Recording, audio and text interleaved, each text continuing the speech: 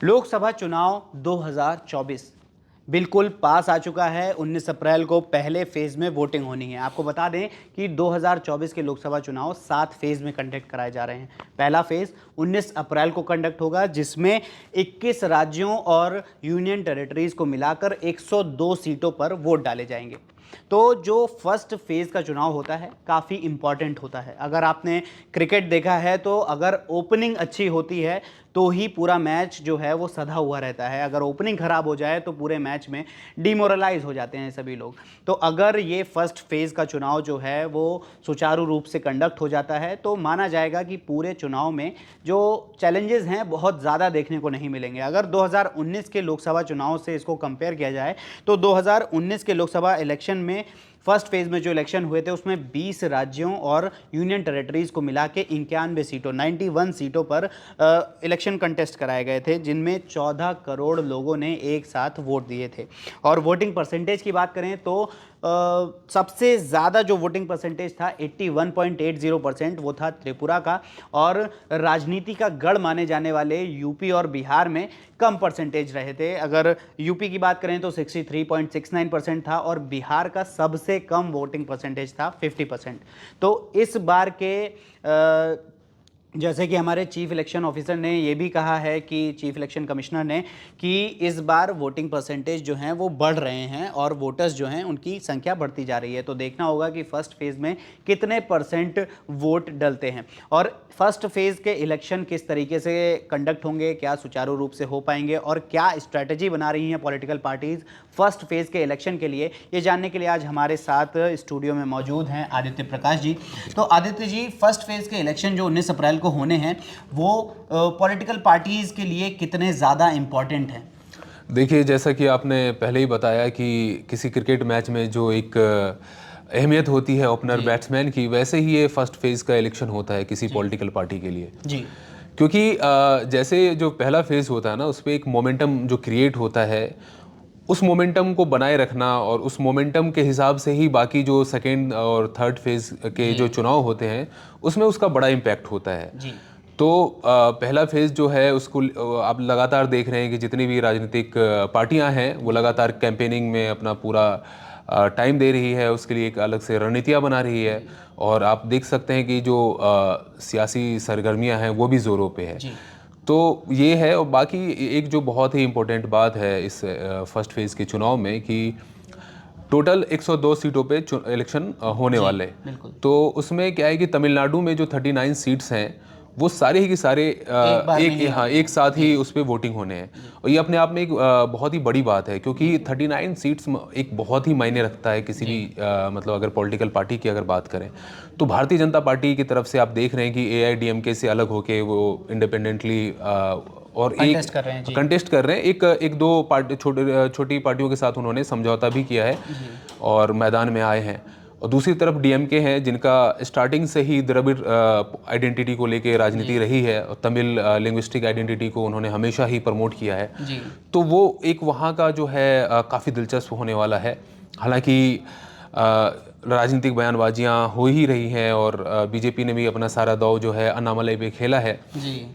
और एक चीज़ अगर आपने थोड़ा सा ऑब्जर्व किया होगा कि PM मोदी ने अभी मतलब कुल मिलाकर अगर 10 दिन पहले उन्होंने एक इंटरव्यू दिया है तमिल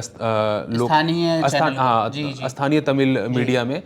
उसमें उन्होंने ये सारी बातें बताई है कि उन्हें साउथ इंडियन फूड बहुत ज़्यादा पसंद है। तो कहीं ना कहीं उन्होंने एक राब्ता कायम करने की कोशिश की है तमिल आइडेंटिटी को लेके, तमिल जो वोटर्स हैं उनके साथ एक संवाद स्थापित करने की कोशिश की है। और यही चीज़ जो है उन्होंने अभी कल ही उन्होंने एक इंटरव्यू दिया है जो कि स्थानीय मीडिया है नॉर्थ ईस्ट का जी। और बहुत ही दिलचस्प बात है कि मैं दर्शकों को बता दूं कि नॉर्थ ईस्ट में भी जो ज़्यादातर स्टेट्स हैं, काफ़ी छोटे स्टेट्स हैं और जिसको हम 7 सिस्टर्स भी बोलते हैं, वहाँ पे 1-2 ऐसे करके सीटें हैं। असम की बात अगर छोड़ दें, असम में टोटल 15 लोकसभा की सीटें हैं जिनमें कि 4 लोकसभा की सीटों पे फर्स्ट फेज में ही इलेक्शन होने हैं। तो लेकिन अरुणाचल है, सिक्किम है, इन सब पे फर्स्ट फेज में ही इलेक्शन हो जाएगा।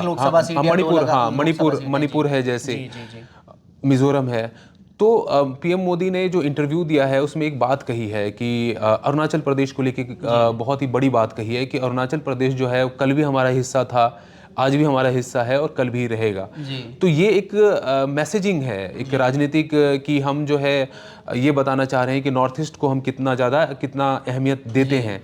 तो ये एक है। और दूसरी तरफ आप राहुल गांधी को लेकर अगर बात करें या कांग्रेस पार्टी को लेकर बात करें तो उनकी तरफ से भी तैयारियां बिल्कुल ही जोरों शोरों से हो रही है। और हाल खासकर ही में उन्होंने वो भारत जोड़ो न्याय यात्रा की थी, उसके पहले बिल्कुल, भारत बिल्कुल। जोड़ो यात्रा करी थी।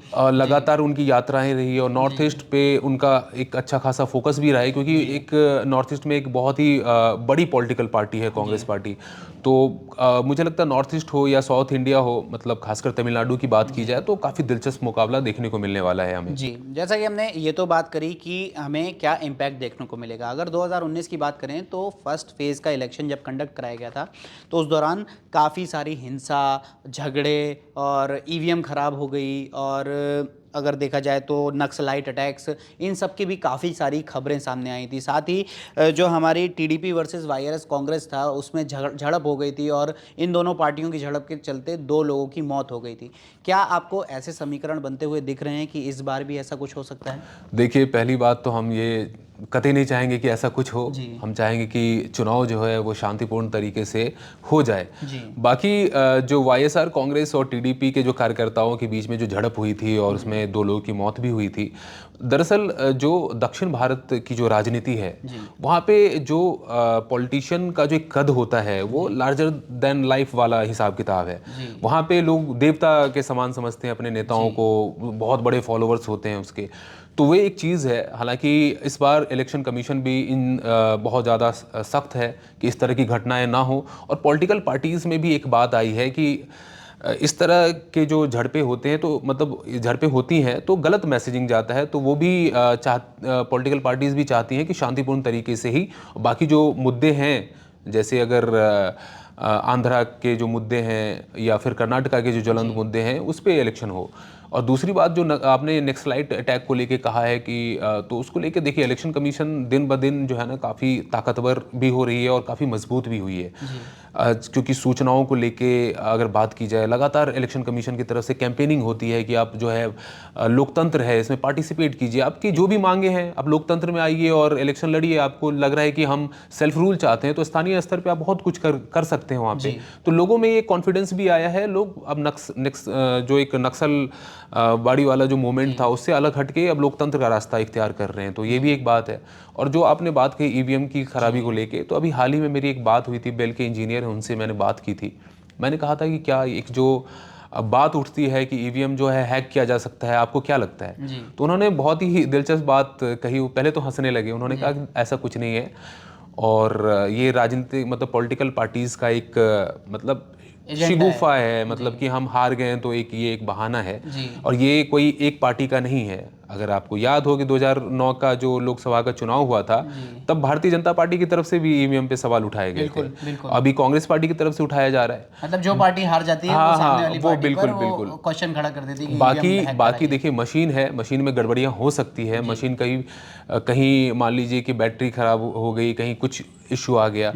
बाकी इलेक्शन कमीशन ने हमेशा ही कहा है कि ऐसा कुछ नहीं है। उन्होंने स्थिति क्लियर कर दी है कि जो ईवीएम है वो अब तक का सबसे बेहतरीन विकल्प है हमारे पास वोटिंग के लिए। और इसमें हमारा जो है वक्त का भी बहुत ज़्यादा बचता है। हम अगर अब बैलेट पे करवाएंगे तो बहुत ज़्यादा धन भी खर्च होगा। अभी हाल ही की बात की जाए तो इलेक्शन ईवीएम के साथ साथ वीवीपैट भी काफ़ी चर्चा में आया था। बिल्कुल बिल्कुल। तो क्या वीवीपैट की जो पर्ची होती हैं उनकी काउंटिंग भी मान्य कर देनी चाहिए? बिल्कुल बिल्कुल नहीं, उसमें भी है। मतलब अभी तो हर पोलिंग बूथ पे काउंटिंग नहीं होती है और उसको जो काउंटिंग करके जो वोटों का मिलान है वो अभी नहीं किया जा रहा है। इसको लेके सुप्रीम कोर्ट ने जवाब मांगा है इलेक्शन कमीशन से, जिसका इंतजार है। बाकी अगर आप बात करें कि अगर किसी कैंडिडेट को लग रहा है किसी खास पर्टिकुलर बूथ पे कि यहाँ पे कुछ गड़बड़ी हुई है, तो इसमें प्रावधान है कि वहाँ पे फिर वीवीपैट की जांच होगी और ईवीएम में जितने भी वोट पड़े हैं उनसे फिर मिलान किया जाएगा। अगर स्थिति कुछ ऐसा होता है कि हाँ अगर अप एंड डाउन हुआ तब हम सवाल कर सकते हैं, लेकिन अभी तक कहीं भी ऐसा मामला नहीं आया है। तो ईवीएम पे सवाल उठाना मुझे लगता है कि गैर ज़रूरी है। बाकी तो सियासी बयानबाजियां होती रहेंगी। जी, तो जैसा कि हमने जाना कि फर्स्ट फेज के इलेक्शन जो हैं वो कितने इंटरेस्टिंग होने वाले हैं और क्या ईवीएम सही में हैक हो सकती है, आपको क्या लगता है? आप हमें कमेंट सेक्शन में ज़रूर बताएं और जुड़े रहें डीएनए के साथ।